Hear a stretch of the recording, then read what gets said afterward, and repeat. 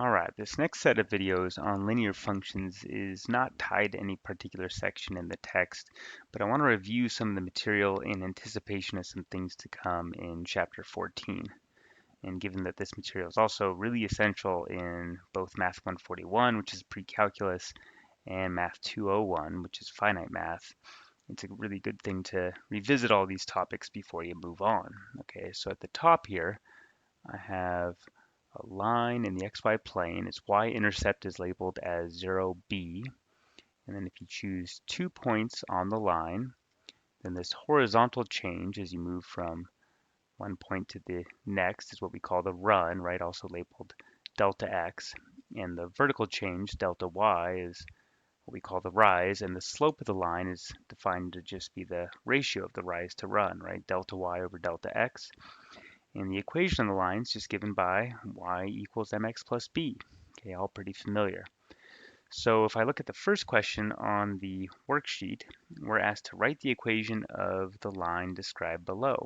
Okay, so for part A, our line has slope -3/4. So this right here is our m, and it passes through the point -8, 5. Okay, so the fact that the slope is -3/4 allows me to write down the equation y equals -3/4 x plus b. And now I need to do a little bit of work to find b, and that's where this given point right here will come into play. I'm just going to plug in the coordinates of this given point into this equation I've just written down, and that's going to allow me to solve for b. Okay, so I'm going to set y to 5 and x to -8, and now I'll go ahead and solve for b. So -3/4 times -8. Well, the negative times the negative will give me a positive. 8 divided by 4 is 2, and 2 times 3 is 6. So that's going to give me that 5 is equal to 6 plus b. All right, and then subtract 6 from both sides, and we'll get that b is -1. So then if we put that all together, we have that y is -3/4 x and then -1. Okay.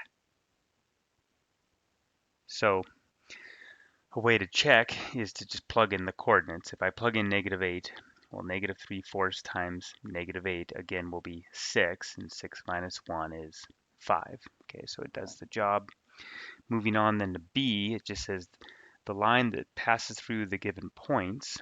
Okay, so I need the slope and I need the y-intercept. Well, notice here, as we move from point to point, x is going up by 2, and y is going down by 3. Okay, so that's going to tell us that the slope m will be the ratio of the rise, which is -3, to the run, which is 2. So we have a slope of -3/2. Also notice here, the y-intercept will just be 12, right? Because the b value is just the y-coordinate of your y-intercept, right? And I have this point 0, 12 right there in the table, so that just automatically kicks out b is 12. All right, so then we'll just put that all together, and our answer is y is -3/2x plus 12. Cool. All right. Part C, it says the line through the point 2, -3 and 5, 6. Okay, this is really no different than what we just did. Okay, so if I think about an input-output table, I have the point 2, -3 and 5, 6. So I can see that x is increasing by 3. So that is our run. And y is going up by 9, right? Because I have a -3. So then to go all the way up to 6, you got to really add 9 there. So that's going to be our rise. And so then our slope will just be the ratio of 9 to 3, which is going to be 3. All right. So then how do we go about finding the b value? Well, since the slope is 3, I know that the equation is y equals 3x plus b. So just like we did in part A, we can just plug in the coordinates of either one of the points. Doesn't matter. You're going to get the same b value, whichever point you decide to use. So I'll go ahead and use 5, 6, just because I don't want to mess with the negative. So I'll plug in the coordinates 5, 6.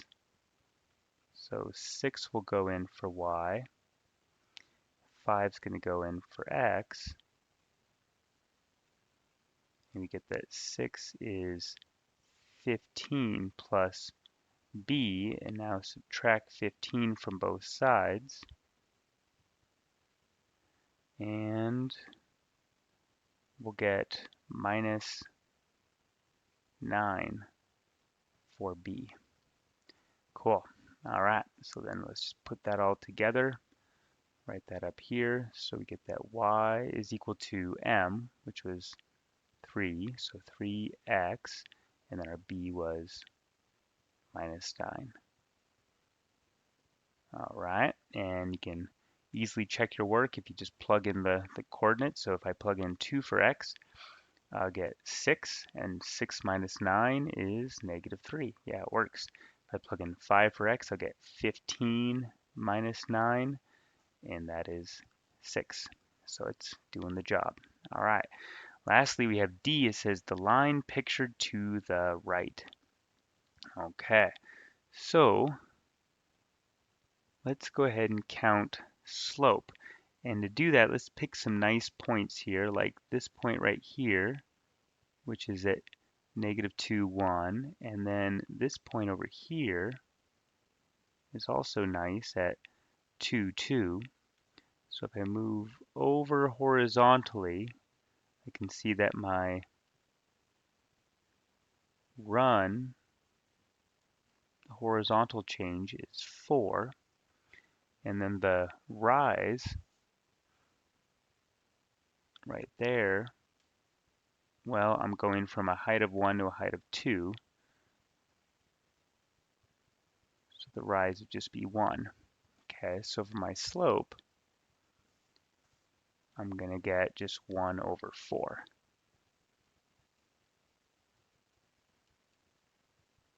Okay, so that's nice. Now for the b value, well, you could eyeball it from the graph.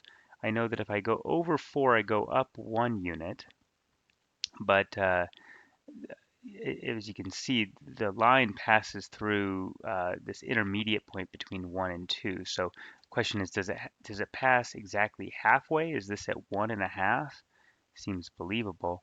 Well, the answer is yes. Now, one way you could argue that is just by using the slope. If you go over 4 and up 1, then if you just go over 2, you're going to go up 1/2. So this would be at 1.5. So you could see it from just the, so 1.5 would be 3/2. Another way you could approach that though is just to plug in the coordinates of say 2, 2.